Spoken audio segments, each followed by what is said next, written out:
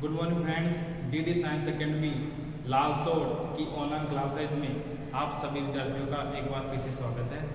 मैं आज आपको कक्षा 10 के विद्यार्थियों की पाठ्य पुस्तक सामाजिक विज्ञान के बारे में मैं विस्तार से आज मैं पढ़ाने जा रहा हूँ ना। ध्यान से देखो, सामाजिक विज्ञान, सामाजिक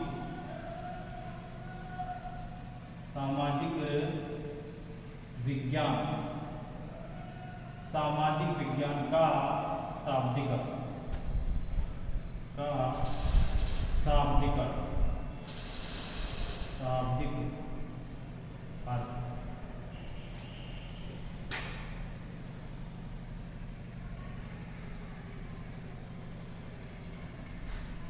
टेंथ के विद्यार्थी की जो पाठ्य पुस्तक है सामाजिक विज्ञान है। सामाजिक विज्ञान का शाब्दिक अर्थ मैं आपको बताने जा रहा हूं। देखो ध्यान से, सामाजिक विज्ञान का शाब्दिक अर्थ है समाज का अध्ययन करना।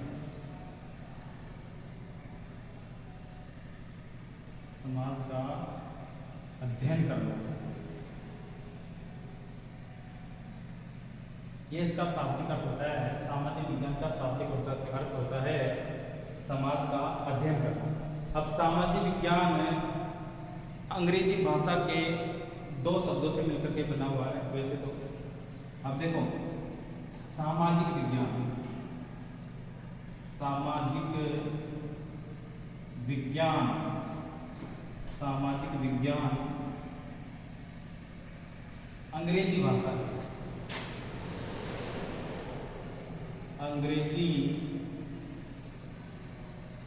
अंग्रेजी भाषा के दो शब्दों से मिलकर के बना हुआ है। दो शब्दों से मिलकर बना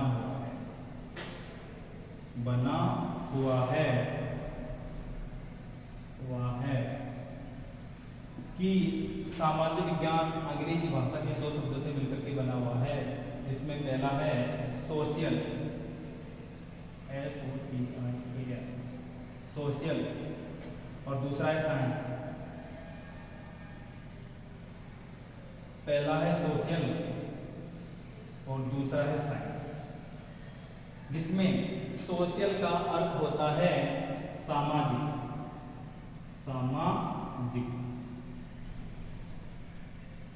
जिसमें सोशल का अर्थ होता है हिंदी में, और साइंस का हिंदी में अर्थ होता है विज्ञान। साइंस का हिंदी में अर्थ होता है विज्ञान। तो मैंने आपको बताया था कि सामाजिक विज्ञान अंग्रेजी भाषा के दो शब्दों से मिलकर के बना हुआ है, जिसमें पहला है सोशल और दूसरा जो अंग्रेजी भाषा का शब्द है साइंस, जिसका हिंदी में होता है विज्ञान, और सोशल का हिंदी में अर्थ होता है सामाजिक, और साइंस का अर्थ होता है विज्ञान। अब देखो ध्यान से देखना, एक सेकंड है ना, मैं आपको बताने जा रहा हूँ कि सामाजिक विज्ञान क्या परिभाषा है, क्या है ना। तो देखो, मैं बात कर रहा था कि सामाजिक विज्ञान दो शब्दों से मिलकर के बना हुआ होता है।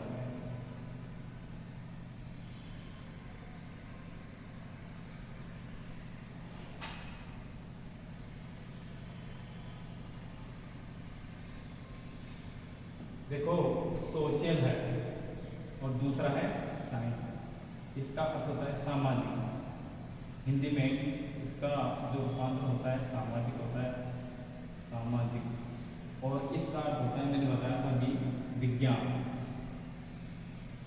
देखो ध्यान से, सामाजिक का अगर एक शब्द का अर्थ देखा जाए तो मानव समाज के परिवेशों का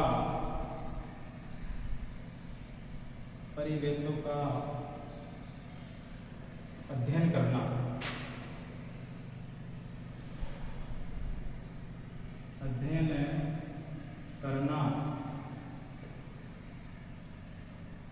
सामाजिक कहलाता है। अध्ययन करना सामाजिक कहलाता है, कहलाता है। तो मैंने आपको ये परिभाषा बताई थी सामाजिक विज्ञान की। मैंने इसका एक शॉर्ट रूप में परिभाषा बताई थी कि सामाजिक विज्ञान का अर्थ क्या होता है कि मानव समाज के परिवेशों का अध्ययन करना क्या कहलाता है, सामाजिक कहलाता है। अब बात करते हैं विज्ञान की। अब बात करते हैं विज्ञान की। देखो एक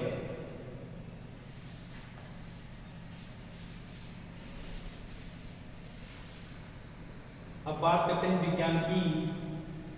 मैं आपको समझाने जा रहा हूं विज्ञान की कि मानव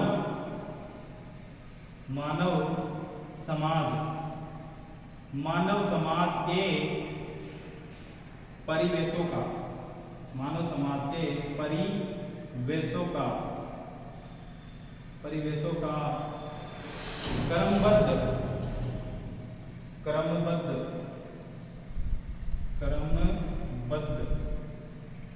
क्रमबद्ध एवं व्यवस्थित अध्ययन करना, व्यवस्थित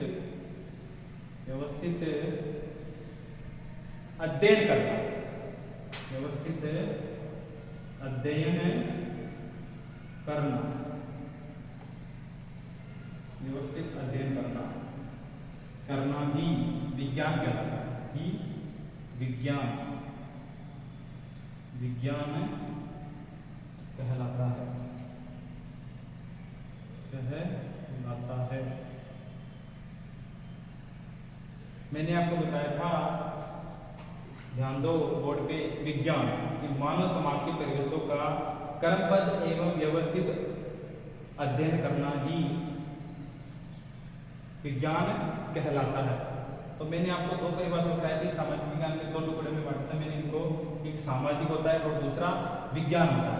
और सामाजिक विज्ञान आंग्ल भाषा के दो शब्दों से मिलकर के बना होता है, एक सोशल और एक साइंस है। सोशल का हिंदी में रूपांतर होता है सामाजिक, और साइंस का हिंदी में रूपांतर होता है विज्ञान होता है।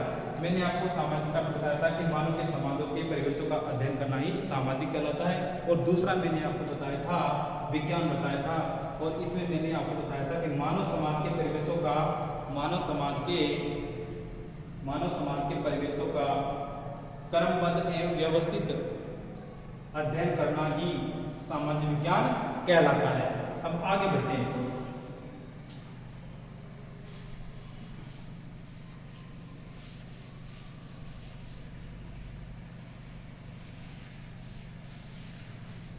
ये तो मैंने आपको सामाजिक विज्ञान का अर्थ बताया था।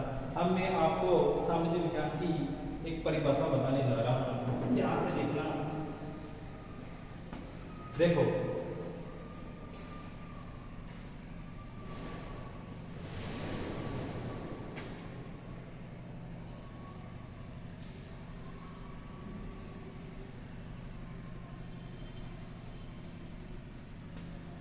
अब देखो ध्यान से देखो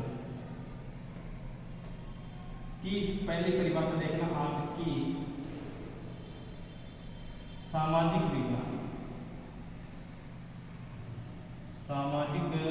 विज्ञान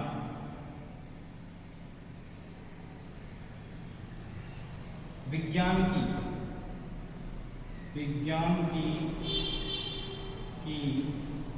वह शाखा है,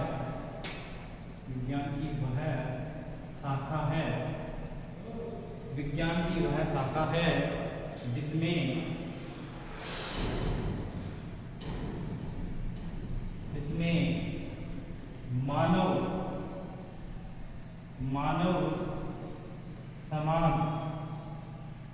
मानव समाज के परिवेशों का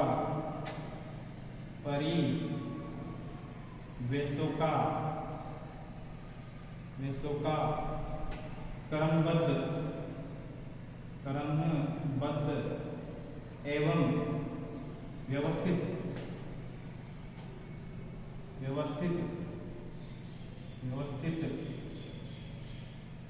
रूप से अध्ययन किया जाता है।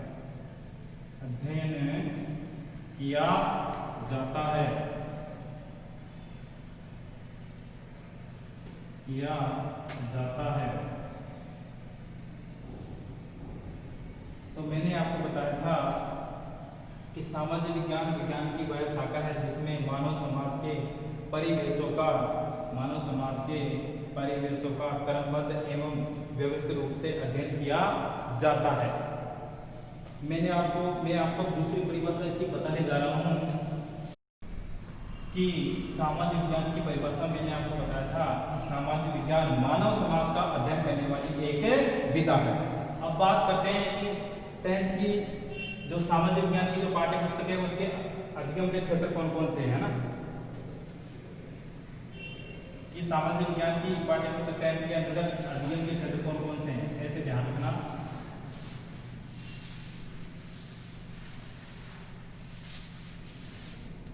अधिगम के क्षेत्र देखो कौन कौन से हैं।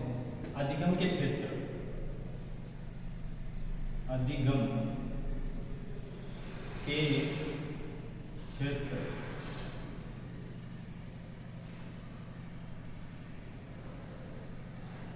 तो बात करते हैं सामाजिक विज्ञान की पाठ्य पुस्तक के जो अधिगम के जो क्षेत्र है कि कौन कौन से विषय आते हैं कि सामाजिक विज्ञान के अंतर्गत है ना।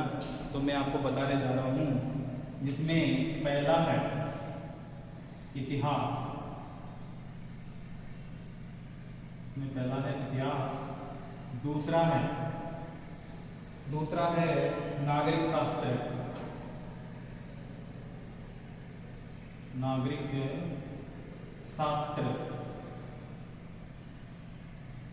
दूसरा है नागरिक शास्त्र और तीसरा है भूगोल,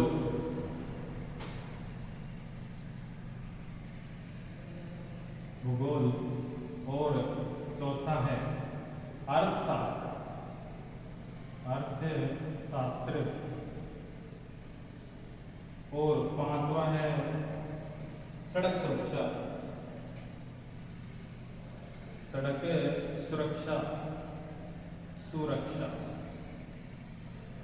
और जो छठा है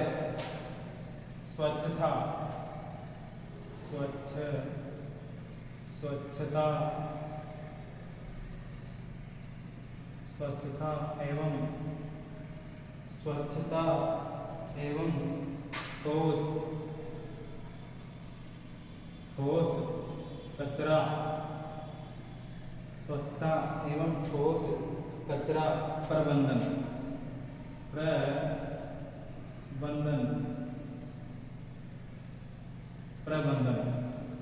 तो मैंने आपको बताया था कि सामाजिक विज्ञान की जो अधिगम के जो क्षेत्र है, पहला इतिहास, दूसरा है नागरिक शास्त्र, तीसरा है भूगोल और चौथा है अर्थशास्त्र और पांचवा है सड़क सुरक्षा और छठा है स्वच्छता एवं ठोस कचरा प्रबंधन।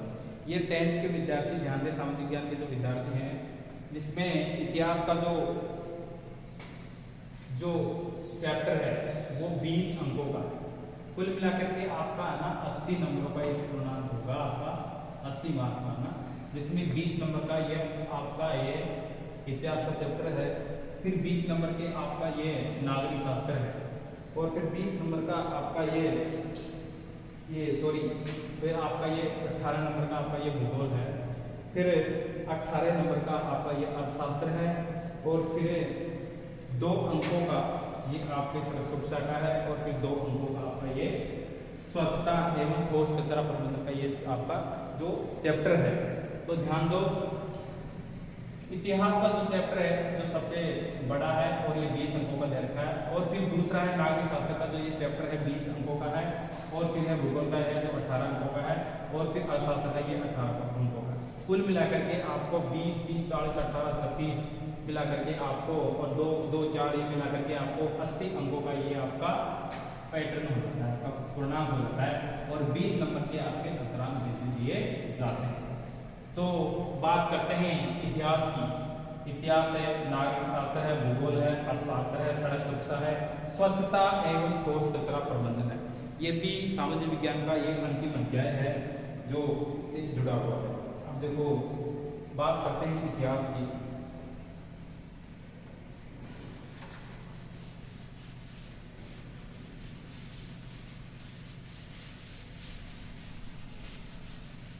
अब देखो इतिहास के अंतर्गत प्रारंभ से 1208 ईस्वी तक का जो आपके सिलेबस में दे रखा है, प्रारंभ से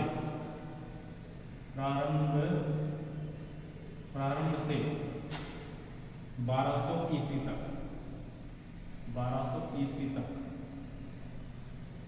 एक ये आपका एक चैप्टर है प्रारंभ से 1200 ईस्वी तक। फिर है आपका संघर्षकालीन भारत, फिर है आपका संघर्षकालीन भारत, फिर है आपका संघर्षकालीन भारत। और इसका जो समय दे रखा है 1206 ईस्वी से 1757 ईस्वी तक का, यानी कि 1757 की जो क्रांति थी वहाँ 1757 की जो क्रांति यानी प्लासी का युद्ध था वहाँ पर दे रखा है। फिर है आपका अगला है अंग्रेजी साम्राज्य का प्रतिकार एवं संघर्ष। फिर है आपका अंग्रेजी साम्राज्य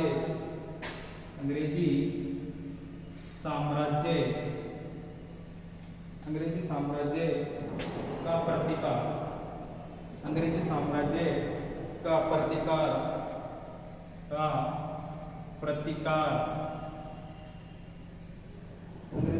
का प्रतिकार एवं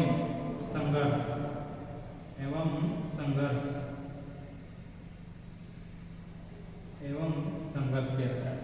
तो मैंने आपको इतिहास के में बताया था, आपको इतिहास के जो 3 चैप्टर है, जो सामाजिक विज्ञान की जो पाठ्य पुस्तक है उसके अध्ययन के जो क्षेत्र है इतिहास में 3 चैप्टर दे रखे हैं ना।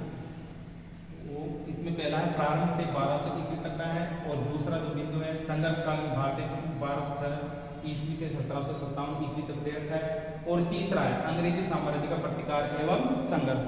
ये 10th क्लास की पाठ्य पुस्तक सामाजिक विज्ञान की किताब में ये इतिहास का जो प्रथम अध्याय है, जो टॉपिक है, जो पाठ्य पुस्तक का जो प्रथम टॉपिक है उसमें ये दे रखा है प्रारंभ से 1200 ईस्वी तक, और फिर संघर्षकालीन भारत में आता है 1206 से 1757 ईस्वी तक, और फिर अंग्रेजी साम्राज्य का प्रतिकार एवं संघर्ष आता है। तो कुल मिलाकर कहने का मतलब है ये तो होता है प्राचीन भारत, ये हो गया मध्यकालीन भारत, और ये हो गया आधुनिक भारत।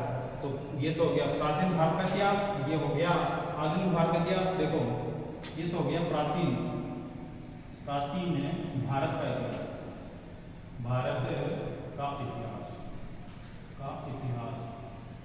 इतिहास, और इसमें थोड़ा कुछ राजस्थान का इतिहास भी समझेंगे।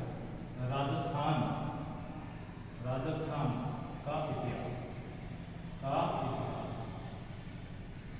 का इतिहास भी सम्मिलित है, प्राचीन राजस्थान का इतिहास भी सम्मिलित है। और फिर यह है आगे है मध्यकालीन, फिर है संघर्षकालीन भारत, मध्यकाल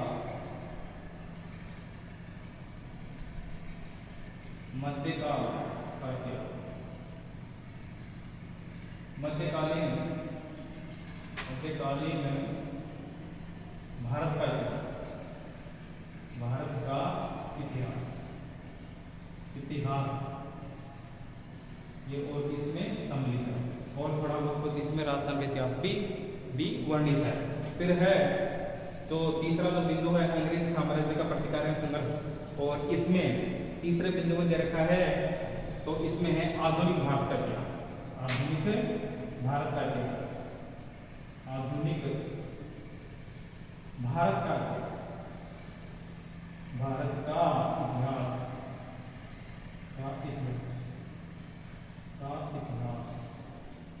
तो मैंने आपको बताया था कि सामाजिक विज्ञान के जो अध्ययन के क्षेत्र है जिसमें जो पहला है इतिहास, और इतिहास को भी है ना इसमें 3 भागों में बांटा गया है।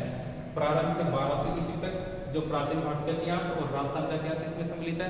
फिर है अगला है संघर्षकालीन भारत, जिसमें 1206 से 1757 ईस्वी तक यानी प्लासी के युद्ध तक है, यानी कि 1206 ईस्वी में यानी कि दिल्ली सल्तनत पर है ना गुलामत की स्थापना हुई थी, और वहां से लगा करके 1757 यानी प्लासी के युद्ध से यहाँ तक सम्मिलित है।